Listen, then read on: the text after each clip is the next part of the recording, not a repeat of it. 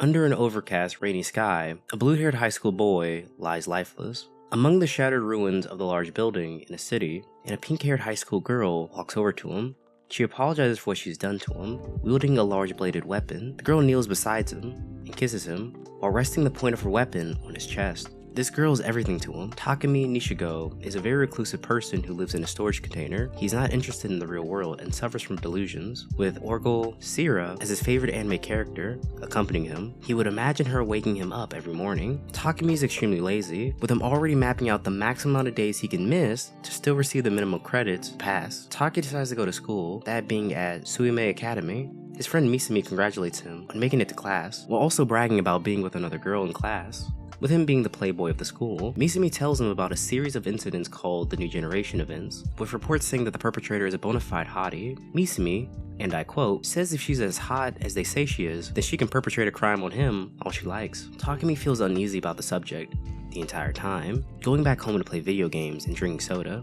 Just then, he gets a knock on the door from his upbeat, annoying younger sister. She offers to help clean his room, but he starts to feel anxiety. She came by to help him pick out a new phone, with this being their dad's idea, but Takumi refuses, with him still having social withdrawal. On her way out, Nanami gets angry that he wouldn't even walk his little sister out to the train station.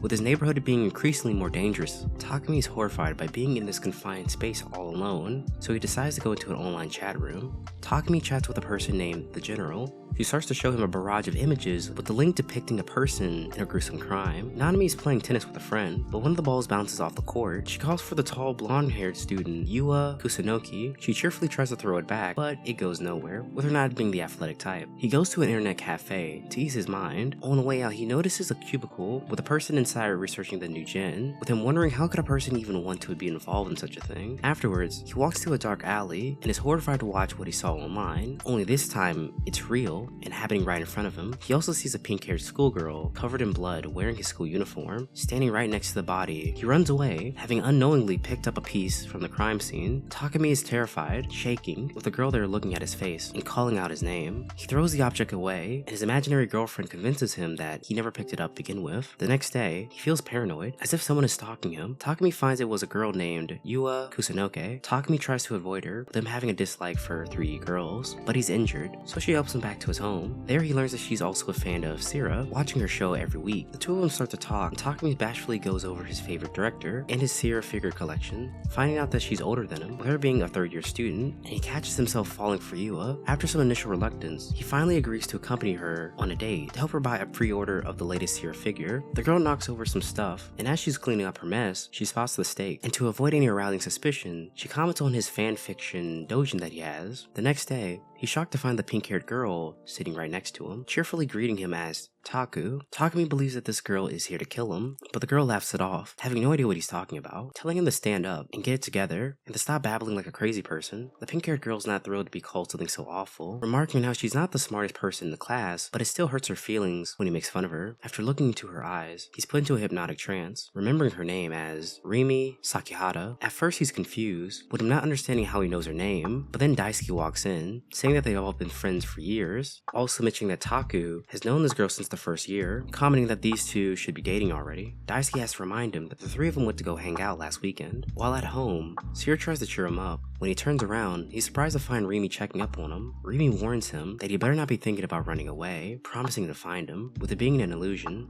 Next, the real Rimi pays him a visit, offering to cook him dinner. Taku freaks out from this and orders her to get out. At the same time, the Tokyo Metropolitan Police Department Criminal Investigation Division have found surveillance footage of who they believe to be the suspect of the Stake Man case. There they see Taku fleeing on the tape, chalking him up already as guilty. Taku hears a knock at the door, with it being Yua. With the two of them already agreeing to go out, he accompanies Yua to While they're out, Nanami spots the two of them, assuming that she must be his new girlfriend, dragging his ear aside to tell him in private that this girl's way out of his league, and to not screw it up. As they interact with each other more, Takumi takes a liking to Yua, as she's accepting him for who he is, and the two of them exchange contact information. Yua writes him back that night, but they're trying to meet up in the morning before school, but Takumi deletes the message. With him keeping a self-negative conception about the relationship, the next morning, Yua comes by to check his classroom, looking for him. This is where she meets Rimi, who inquires as to what they did on their date. The next day she spots him, with her being very persistent on trying to talk to him. Takumi can't understand why someone so nice would be trying to talk to him. By the end of the conversation, he agrees to see her after school, completely trusting her. The two of them decide to walk home together, while an officer is looking for their suspect. object. Takumi recognizes the frog patterns on her bag, and Yua accidentally spills out some contents of her handbag.